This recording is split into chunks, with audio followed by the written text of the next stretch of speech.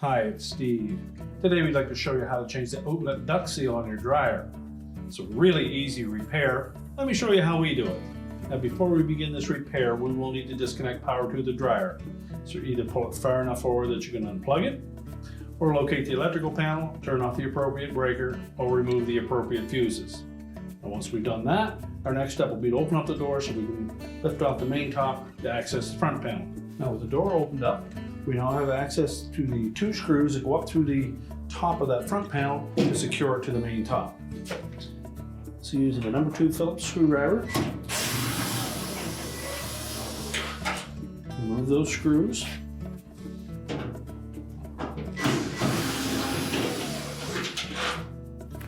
Once we remove those, we can close the door up, and then we'll remove the top.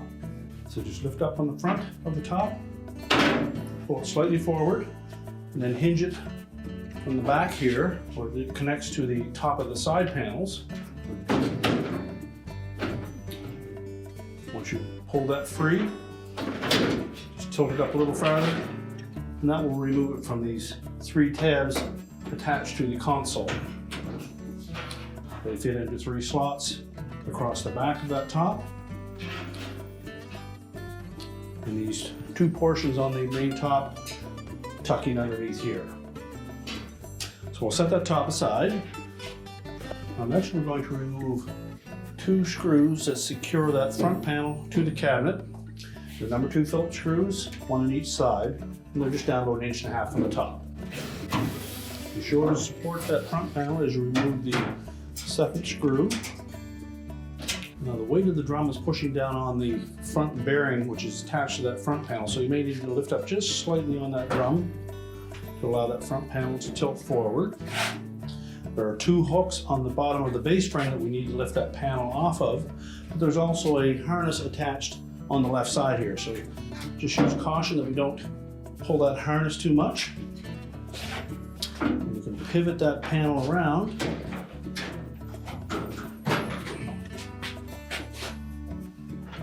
And from there we can disconnect that wire harness so that we can do the repair. Now with the front panel supported, we're ready to disconnect that wire harness. We'll start by just sliding this tab out of the way. That will expose the wires that are attached to the door switch. So we'll first of all remove those. Using a pair of needle nose pliers, so you can pull the wire terminal off of the switch and pull on the terminal, not the wire itself. Take note of where those wires are located. Now as well, we have a single black wire here with its own connector, and we need to separate that. Now the best way to separate that harness connector is with a small flat blade screwdriver. And if you look at that connector, you'll see that there are 2 spots opposing each other that have a little plastic tab in them. That acts as a lock to hold the connector together. So if we depress those tabs while pulling on the opposite end of that harness, we can separate that. So now we'll take that whole front panel assembly and we'll set it on a suitable work surface, and we can change out that part. Now that we have the front panel assembly on a suitable work surface, we placed it face down.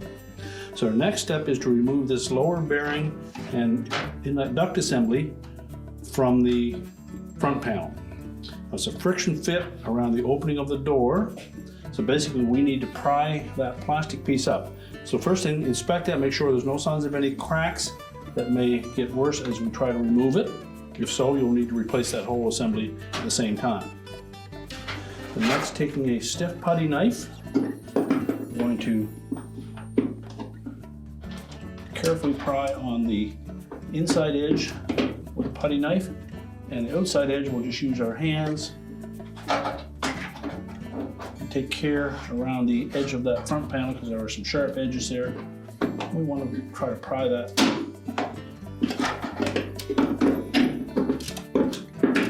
Just using the handle of the pliers here to protect the finish on that door as much as possible. We're going to do that all the way around.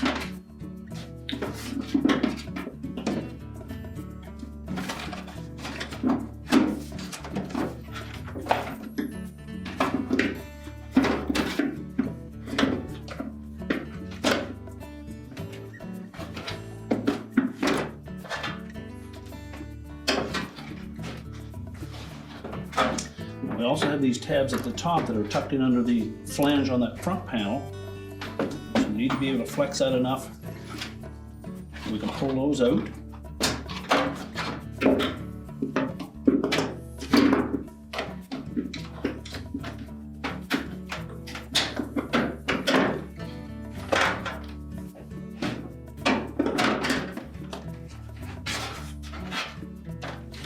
Now, once we've freed that up, just make sure that the wire harness is not caught up in these two plastic pins. We'll just push that out of the way for now. Now we'll flip this upside down and we can remove the old gasket. It's attached with a single-sided adhesive. So you may need to use your putty knife to remove any pieces that don't come off easily.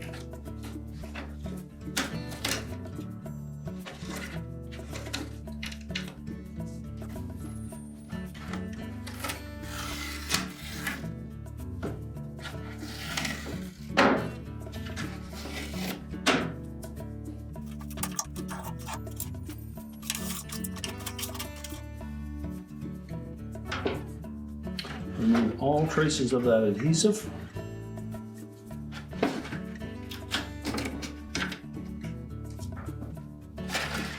And take that opportunity to remove any lint that may be built up inside of that housing.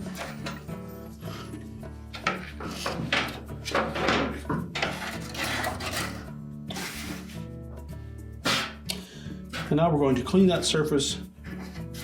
Make sure we remove any lint or dust that is on that so that we can attach our new seal.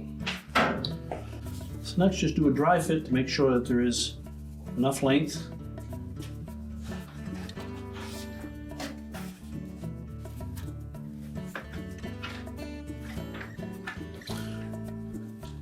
And then carefully remove the protective backing. And once we have that started, simply peel back a bit, attach one end,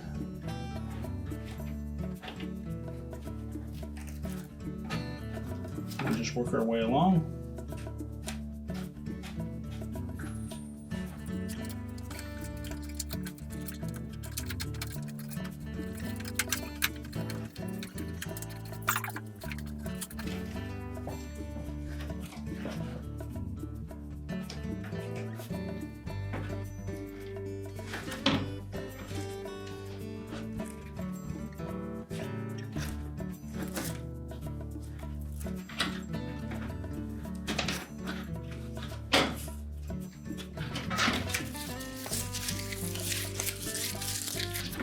Now just make sure that seal is firmly attached to the housing. And next we'll clean up the back of the front panel where that's going to lie against to make sure that we get a nice tight seal. Now we're ready to replace that housing. So just roughly line it up with the front panel. So just make sure that all of the surfaces are free of any debris. And what we want to make sure is when we reattach this housing that we locate those two plastic pins over that wire harness. The harness will lay tight up against the door opening and then exit out through those two pins. So tuck it down underneath the lint filter housing.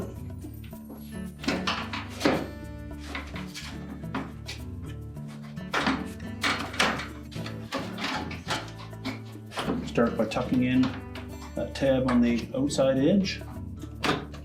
Fit that down underneath the edge of the front panel.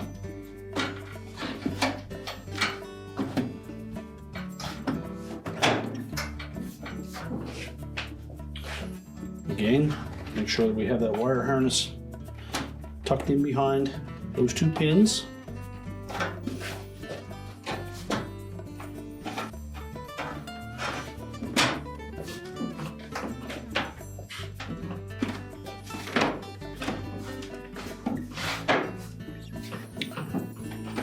and ensure that it's snapped in snug all the way around. Now the area where the seal contacts the front panel may show a potential gap there, but once we attach this front panel to the dryer, pressure against the outlet will force that tight against the front panel and create that seal. So now we're all set to put the front panel assembly back on the dryer. So next we'll reattach the wires to that switch, pull that guard out of the way.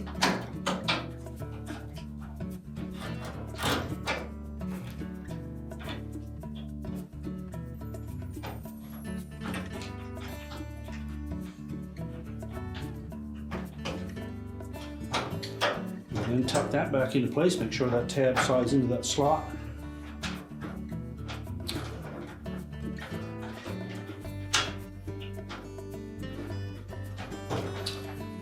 And then that single wire harness, we'll line up those two tabs with the appropriate spaces on the opposite end of that. Push it in until it locks in place. So next we're going to tilt that front panel back into place, and we're going to line up the little square hole close to the edge of that front panel and set it over that little metal tab that protrudes out past the base. Be sure that we don't put any extra strain on that harness as we're tilting that front panel into place.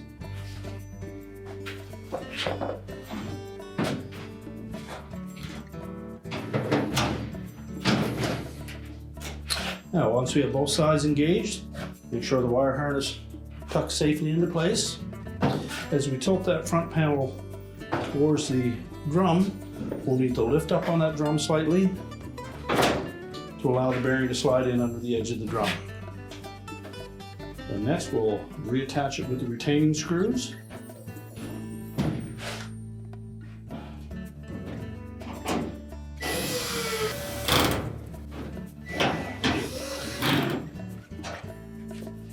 And now we're ready to put the main top back on.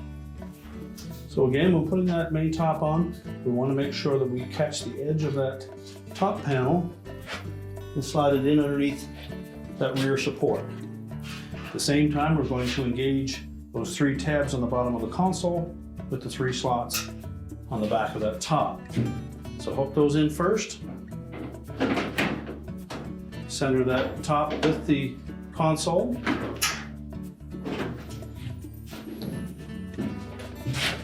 And then make sure we pull it out far enough that we can engage that support piece.